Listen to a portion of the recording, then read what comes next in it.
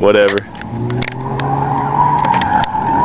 find out if you burn a valve or whole piston. Yeah. Whenever it stops running right, then I'll know something's wrong.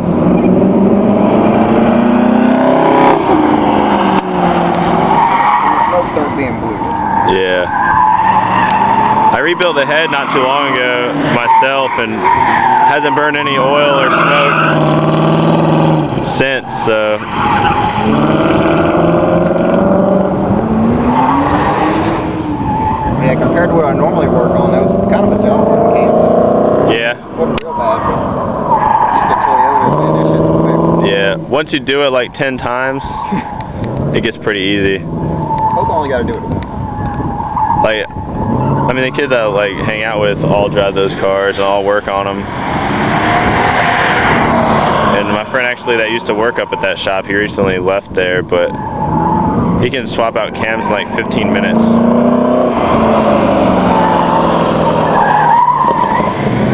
I don't know how he does it, but Definitely got attention. he doesn't even